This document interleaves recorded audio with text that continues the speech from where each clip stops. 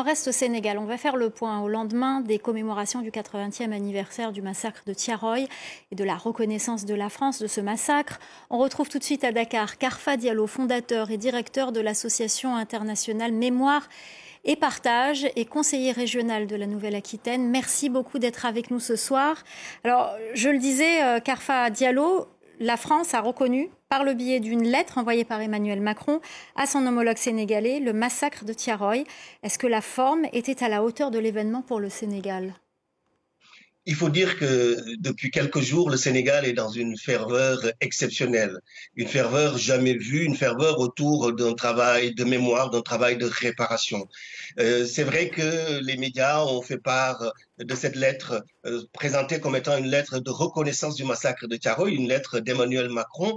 Je dois dire que j'ai été très surpris par la forme que le président français a pris pour, semble-t-il, reconnaître le massacre de plusieurs dizaines de tirailleurs africains, donc le 1er décembre 1944. Il me semble que pour un événement de cette ampleur, notamment parce que le Sénégal a mobilisé, nous avions hier ici plusieurs chefs d'État africains, des délégations qui venaient de partout, il me semble qu'un tel massacre, son importance, sa documentation aujourd'hui par des historiens, aurait nécessité véritablement que le président Emmanuel Macron non seulement se déplace, mais communique par lui-même, parce que pour nous, il est hors de question que des dizaines de tirailleurs africains aient été massacrés et ne soient reconnus que par une lettre dont le président sénégalais s'est fait le porte-parole. Donc c'est un grand regret. Nous sommes nombreux à effectivement penser que le président Emmanuel Macron est passé à côté de l'enjeu véritablement de vérité, mais aussi de justice autour de cette histoire, ce drame emblématique de l'histoire coloniale française.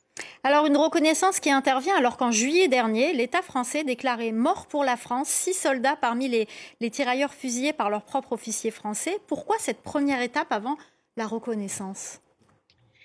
Eh bien, parce que nous sommes là, en l'occurrence, dans une tentative de bricolage. À chaque fois que l'État français essaie de briser le silence historique auquel elle a tenu la mémoire de ceux qu'elle a anciennement colonisés, eh bien, se révèle finalement l'ambiguïté de ce rapport-là. C'est vrai qu'au mois de juillet, vous l'avez dit, l'État français a annoncé, déclaré mort pour la France 6 parmi les tirailleurs donc qui ont été tués le 1er décembre 1944.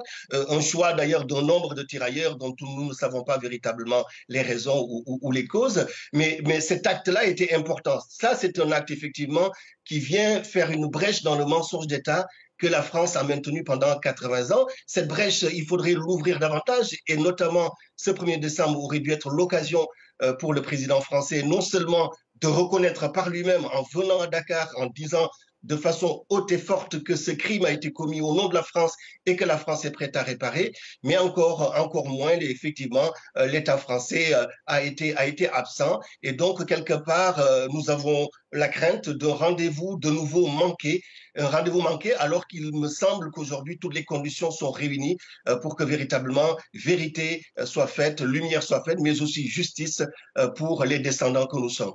Alors justement, qu'est-ce que cette reconnaissance va changer pour les familles des victimes ? Y aura-t-il indemnisation ?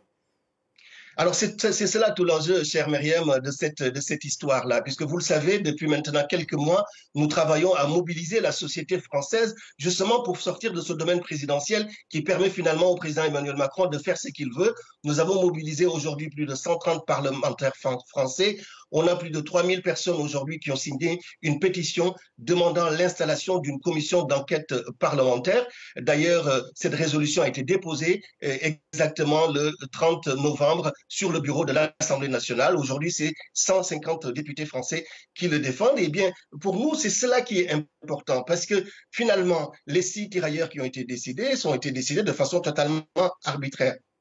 Le fait que la société française, par l'intermédiaire de l'Assemblée nationale et des moyens de contrôle de cette Assemblée, ça permettrait véritablement d'aller plus loin, c'est-à-dire de déterminer exactement le nombre de victimes, de mettre en place un procès en révision pour ceux qui ont été condamnés et effectivement d'aller vers un processus d'indemnisation. On a par exemple des descendants comme celui de Habibou qui lui a été condamné donc lors du procès de 1945 qui demande justice. Il y a aussi la famille de Mbap Senghor qui lui a été tué. Donc oui, il faut aujourd'hui aller vers ces indemnisations. Il faut faire justice. La France ne peut pas se contenter de déclarations. Le déclaratif, ça suffit. Il faut des actes et des mesures. Et c'est cela que nous attendons du chef de l'État français et de l'État français. Alors justement, le ministre français des Affaires étrangères s'était déplacé, vous l'avez dit, pour les commémorations. Y a-t-il eu des annonces concrètes?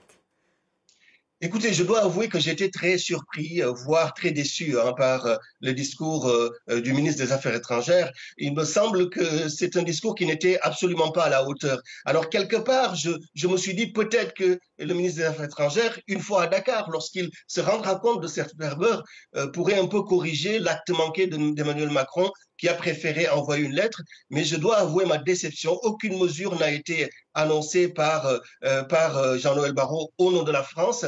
Et ça, c'est très regrettable. Et le ministre des Affaires étrangères est même allé plus loin, puisque dans tout son discours, à aucun moment, il n'a parlé du contexte qui a permis l'assassinat de ces hommes noirs qui étaient venus se battre pour la France, puisque la question coloniale, le contexte colonial qui a justifié qu'on décide que ces villas ne comptaient pas et qu'on pouvait les éliminer sans autre forme de procès, eh bien, n'a pas été rappelé par le ministère des Affaires étrangères, et il faut le regretter. Mais ce qu'il faut aujourd'hui saluer, c'est que le souverainisme africain qui s'incarne aujourd'hui au Sénégal grâce aux nouveaux dirigeants est quelque chose qui peut aller plus loin. On a vu ici des délégations venant de toute l'Afrique et persuadées, convaincues que les questions mémorielles sont l'un des enjeux du développement, de l'émancipation et de la souveraineté des populations africaines et des États africains.